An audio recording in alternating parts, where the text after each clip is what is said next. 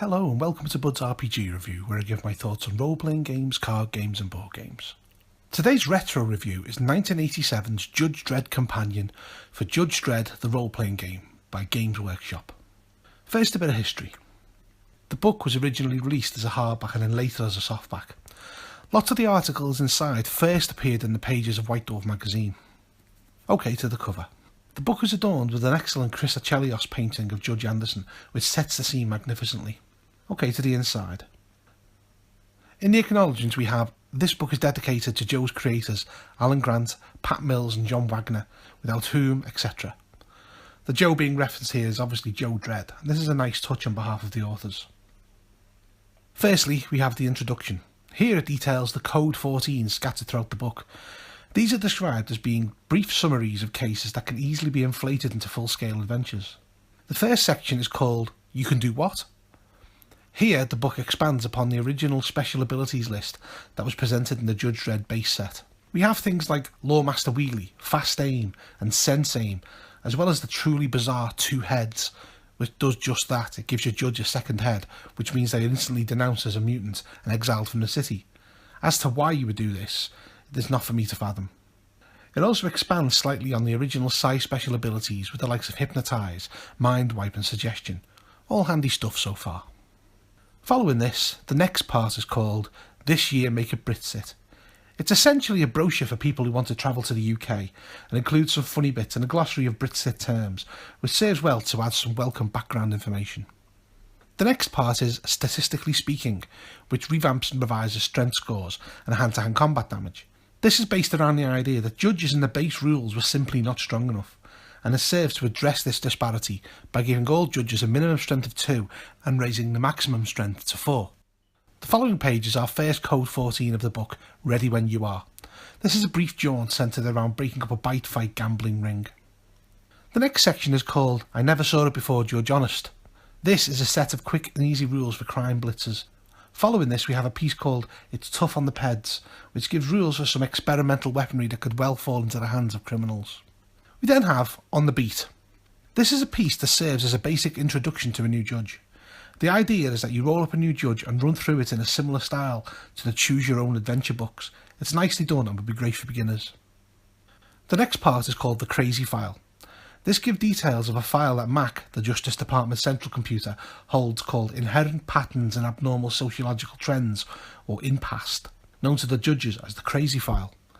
It gives details of new fashionable crimes that have started happening, such as botting, where citizens masquerade as bots in order to get a job, and gaxers, in which Jews are put into a hypnotic state and made to live out fantasy lives. Following this, we have Speed Kills, which gives an excellent subset of rules for driving in Mega City 1, which includes information on losing control and pile-ups. We then have a piece called Faster Than a Speeding Hoverpad. This is a fun section on vigilante heroes in Mega City 1 and includes tables for generating them. It also includes some adventure ideas and some pre-generated heroes, including the excellently named Mr. Muscle and his secret identity, Bruce Flagg.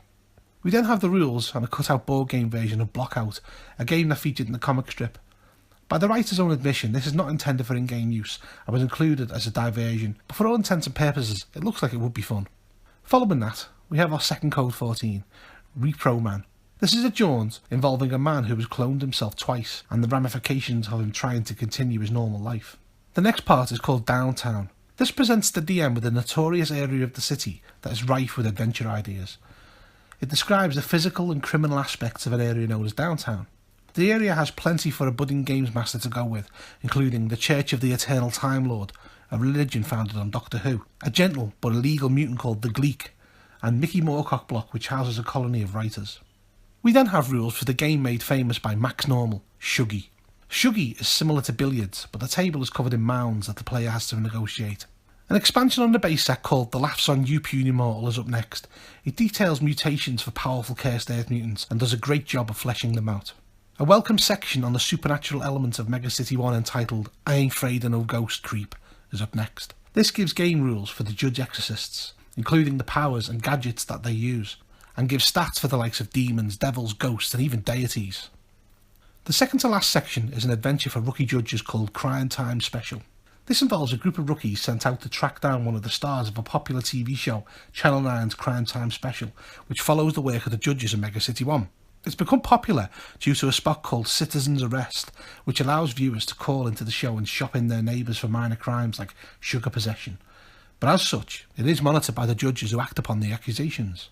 The scenario follows the announcement on air from one of the on-the-street reporters, Rook Kodja, that he has been training a notorious leader of a crime gang and has enough evidence to put him away for the rest of his life. And he refuses to give the information to the judges to follow up, as he sees this as the biggest scoop of his life.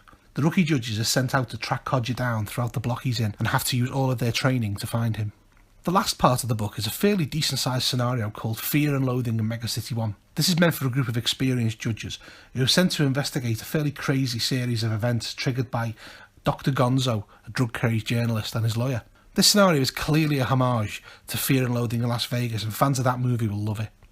In conclusion, I mostly enjoyed the Judge Dredd Companion. Lots of the articles were good and the rules expansions were all welcome. The rules for exorcist judges and the supernatural were especially needed, as that's always been a prominent feature in Mega City 1. And the rules for driving were criminally not included in the base set at the granular level that they are here, so seeing them was good. Where the Judge Dredd Companion really wins out is the 2000 AD flavour that runs throughout it.